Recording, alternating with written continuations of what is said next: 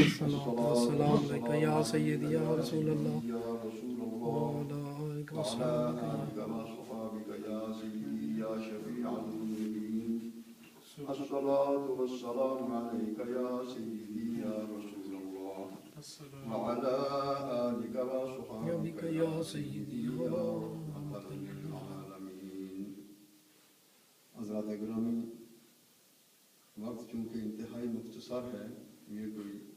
لمبی چوڑی گفتگو کرنے یا تقریر کرنے کا موقع نہیں ہے۔ سادہ سے چند الفاظ میں حضرت صاحب نے حکم فرمایا ہے تو چند گزارشات پیش کروں کہ آیہ کریمہ جس میں اللہ رب العزت نے رمضان شریف کے روزوں کی فرضیت کا اعلان فرمایا ہے اور جس کی ابھی بھی تلاوت کرنے کی میں نے سعادت حاصل کی ہے، سبحان اللہ، اس میں دو تین باتیں جو ہیں ہمیں ملتی ہیں۔ ایک تو اللہ رب العزت فرما رہا ہے کہ اے مومنو، اے ایمان والو، تم پر روزے فرض کیے گئے جیسا کہ تم سے پہلی امتوں پر بھی فرض کیے گئے تھے۔ اس سے ایک بات تو یہ ظاہر ہوتی ہے کہ اللہ تعالیٰ کو اپنے محبوب کی امت کے ساتھ اتنا پیار ہے سبحان اللہ، ماشاء اللہ، کہ ان کی حوصلہ افزائی کے لیے اور ان کا حوصلہ بڑھانے کے لیے ساتھ ہی بتا رہا ہے کہ تم گھبرا نہ جانا کہ یہ شاید برڈن صرف ہمارے اوپر ہی ڈالا ہے۔ ایسی بات نہیں ہے، جو امتیں تم سے پہلے گزری ہیں ان پر بھی روزے فرض تھے، اس لیے یہ سعادت تمہیں بھی دے رہا ہوں میں۔ تم یہ نہیں چاہتا کہ اس سعادت سے تم لوگ معروم رہو۔ اور کیوں فرض کر رہا ہوں، روزے رکھنے کا حکم تمہیں کیوں دے رہا ہوں؟ لعلکم تتقون، سبحان اللہ، تاکہ تم پرہیزگار بن جاؤ، متقی بن جاؤ۔ سبحان اللہ، تتقون جو یہ لفظ تقوی سے نکلا ہے، اور تقوی کا مطلب ہوتا ہے، عام الفاظ میں تو کہتے ہیں اللہ سے ڈرنے کا نام تقوی ہے، اور اللہ سے ڈرنے کا بھی کیا مطلب ہے؟ تقوی کا مطلب آپ اس طرح سمجھ لیں کہ ایک آدمی اگر بیمار ہوتا ہے، کوئی خطرناک بیماری ہے، اس کو ڈاکٹر کے پاس جاتا ہے، ڈاکٹر اس کو دوائیاں دیتا ہے کہ یہ صبح کھانی ہے، یہ شام کو کھانی ہے، یہ گولی کھانی ہے، یہ کیپسول کھانا ہے، اور اس کے ساتھ اسے یہ بتاتا ہے کہ یہ گوشت نہیں کھانا، کوک نہیں پینا، یہ فلاں چیز جو ہے نہیں کھانی، یہ پھل نہیں کھانا، وغیرہ وغیرہ۔ اب اگر یہ تم کھاؤ گے اور یہ دوائیاں نہیں کھاؤ گے، یا دوائیاں کھاؤ گے تو یہ بھی ساتھ کھاتے رہو گے، تو تمہاری جان خطرے میں ہے، تمہاری موت واقع ہو سکتی ہے۔ اب وہ بیمار شخص اپنی جان بچانے کے لیے جس چیز سے ڈاکٹر نے روکا ہے، منع کیا ہے، وہ استعمال نہیں کرے گا، اور جو دوائی جس طریقے سے ڈاکٹر نے بتائی ہے باقاعدگی سے اس کا استعمال کرے گا۔ 2 گھنٹے کے بعد ہے، 4 گھنٹے کے بعد ہے، 6 گھنٹے کے بعد ہے، ریگولرلی اس کو استعمال کرے گا، اور وہ صحت مند ہو جائے گا، صحت یاب ہو جائے گا۔ اور اگر کوئی بدقسمت آدمی ڈاکٹر کی ہدایات پر عمل نہیں کرتا، دوائیوں کو صحیح طریقے سے استعمال نہیں کرتا، یا جو چیزیں منع کی گئی ہیں وہ ان سے باز نہیں آتا، تو وہ اپنی جان گوائے گا۔ بے شک، اسی طریقے سے اللہ رب العزت نے انسان کو پیدا کر کے اس کو بتا دیا ہے کہ اے میرے بندے، یہ کام نہیں کرنا، جھوٹ نہیں بولنا، چوری نہیں کرنی، اور بے شمار جو گناہ ہے وہ بتا دیے کہ یہ تمہارے لیے ٹھیک نہیں ہے، نہیں کرنے۔ اور کیا کرنا ہے؟ نماز پڑھنی ہے، روزہ رکھنا ہے، یتیموں کا جو خیال رکھنا ہے، بڑوں کا ادب کرنا ہے، غریبوں کی مدد کرنی ہے، چھوٹوں کو ایسے شفقت کے ساتھ پیش آنا ہے، رشتہ داری کا خیال رکھنا ہے، قطع رحمی اور صلح رحمی کا خاص خیال رکھنا ہے۔ یہ بہت سی ایسی باتیں ہیں جو اللہ تعالیٰ نے مومنین کو اپنے محبوب کے ذریعے سے قرآن حکیم کے اندر ہم تک پہنچائی ہیں اور بتائی ہیں۔ اب یہ اس مریض کو سامنے رکھ کر اس مثال کو آپ دیکھیں تو یہ تمام کام جو ہمیں کرنے کا حکم دیا گیا ہے، یہ ہمارے لیے ضروری ہیں، ہماری ایمانی زندگی کے، ہمارے ایمان کے لیے، ہماری روحانی زندگی کے لیے یہ بہت ضروری ہیں۔ اور جن جن کاموں سے منع کیا گیا ہے وہ اگر کرتے ہیں تو وہ جس طرح وہ منع کی گئی خوراک استعمال کر رہا ہے مریض تو وہ جان گنوائے گا، اسی طرح ہم ایمان گنوا سکتے ہیں ان چیزوں کا استعمال کر کے۔ اب رمضان کو جو ہے فرض کر کے تتقون کیسے، یعنی آپ کیسے پرہیزگار بنیں گے؟ یہ ہوا پرہیزگاری، یعنی پرہیز، برائیوں سے بچنا اور اچھے کام کرتے رہنا، جس طرح کے دوائی کھاتے رہنا اور نقصان دینے والی خوراک سے بچنا، بے شک۔ اسی طریقے سے یہ برے کاموں سے بچنا اور نیک کام کرتے رہنا یہ ایمانی زندگی کے لیے ضروری ہے۔ بے شک۔ اب یہ جو رمضان شریف کا مہینہ ہوتا ہے قدرتی طور پر وہ بہت ہی کوئی بدبخت لوگ ہوں گے تھوڑے سے جن پر کوئی اثر نہیں ہوتا اس مہینے میں بھی، ورنہ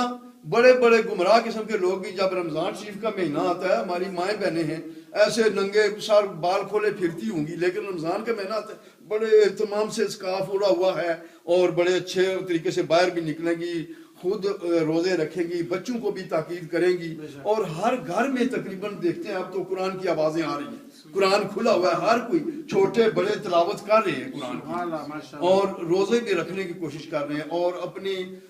مقدور بھر وہ جو ہے نا برائی سے بچنے کی کوشش کریں گے۔ جی وہ جھوٹ کوئی دوسرا بولنے بھی لگے، سروش کوئی بات کرنے لگے گا تو عمر کہے گا نہیں یار روزہ ہے تمہیں، دیکھو یہ خود ہی خیال آ جائے گا یار میں نے تو روزہ ہے، یہ جھوٹ نہیں بولنا، یہ بات پاپا سے نہیں کرنی، ماما سے نہیں کرنی ہے، اور کوئی چھوٹی موٹی جو عام حالات میں ان باتوں کا خاص جو ہے وہ احتیاط نہیں کرتے، لیکن روزے میں ہم کہتے ہیں اچھا یار روزہ ہے تو اس بات سے یہی لے لیں، کھانے کی مثال لے لیں کہ ہم دن بھر کھاتے رہتے ہیں، ذرا سی گگلیو مار کے جی لاؤ جی ماما لاؤ پاپا لاؤ، بھاگ کے ٹیک وے میں پہنچا وہاں سے جا کر کھانا شروع کر دیا، تو رمضان شریف میں 18 19 20 گھنٹے گزر جاتے ہیں ہم نہیں کھاتے ہیں۔ یہی بات ہمیں سبق سکھاتی ہے کہ جس طرح تم اللہ کی رضا کی خاطر حلال چیزیں جو عام حالات میں تم کھاتے رہتے ہو وہ اگر 20 25 گھنٹے 21 22 گھنٹے یا 19 گھنٹے یا 18 گھنٹے تم نہیں کھاتے اللہ تعالیٰ کی رضا کی خاطر، تو تم اللہ کی رضا کی خاطر وہ آرام چیزیں جو اللہ تعالیٰ نے منع کی ہیں وہ ہمیشہ کے لیے چھوڑ دو۔ اگر تم یہ کنٹرول کر سکتے ہو حلال چیزوں کا تو تم اپنی زندگی میں ان آرام چیزوں کا یا آرام طریقے سے کمائی ہوئی چیزوں کو اپنے کھانے میں استعمال کرنے سے تم احتیاط کرو۔ اسی طریقے سے جب نماز کا اب دیکھیں عام حالات میں نماز 5 نمازیں پڑھتے ہیں، رمضان شریف میں نماز تراویح بھی 20 رکعت اور زیادہ پڑھی جاتی ہیں، اور آپ مساجد میں جا کے دیکھیں تو آپ سال بار ان میں سے کسی آدمی کو مسجد میں نہیں دیکھیں گے لیکن تراویح میں وہ موجود ہوں گے بڑے اہتمام کے ساتھ، اور مساجد بڑی ہوتی ہیں۔ تو اس سے ہمیں یہ سبق ملتا ہے کہ اگر رمضان شریف میں اللہ کو خوش کرنے کے لیے اور راضی کرنے کے لیے تم نماز ایکسٹرا جو ہے 20 رکعتیں بھی پڑھ سکتے ہو، تو تم رمضان کے علاوہ اپنی زندگی میں جو 5 نمازیں اللہ تعالیٰ نے فرض کی ہیں ان کی طرف خاص توجہ دو، جن کے بارے میں ہمارے پیارے رسول صلی اللہ علیہ وسلم نے فرمایا کہ نماز جو ہے وہ مومن اور منافق یا مومن اور کافر کے درمیان ایک فرق ہے، یعنی وہ ظاہر کرتی ہے اگر کہیں جس طرح اس ملک میں اس معاشرے میں ہم رہ رہے ہیں کافر بھی موجود ہیں اور ہم ان کے درمیان رہ رہے ہیں، تو یہاں تو مومن اور کافر کو پہچان اس کی جو ہے وہ تو نماز ہی ہے۔ ایک آدمی نماز پڑھنے جاتا ہے مسجد میں جاتا ہے، لوگ دیکھتے ہیں ان کو پتا کہ یہ بندہ مسلمان ہے، اور ایک آدمی کبھی مسجد میں گیا ہی نہیں ہے تو کیسے کوئی کہے گا کہ یہ مسلمان ہے یا عیسائی ہے یا کوئی ہندو ہے یا سکھ ہے، کیسے پتہ چلے گا؟ اور اس کے علاوہ ہمارے پیارے آقا صلی اللہ علیہ وسلم نے فرمایا کہ الصلاۃ عماد الدین، کہ نماز جو ہے وہ دین کا ستون ہے۔ اب ستون یعنی اس کو آج کل تو لینٹر وغیرہ ہو گئے نا، پرانے زمانے میں جو ہماری عمارتیں بنتی تھیں بڑے بڑے مکان تو عموماً ان کے مڈل میں وہ ستون ہوتا تھا، ایک ادھر سے وہ شاطیر آتا تھا، ایک ادھر سے مڈل میں وہ جو ہے ستون لگا کرتا تھا،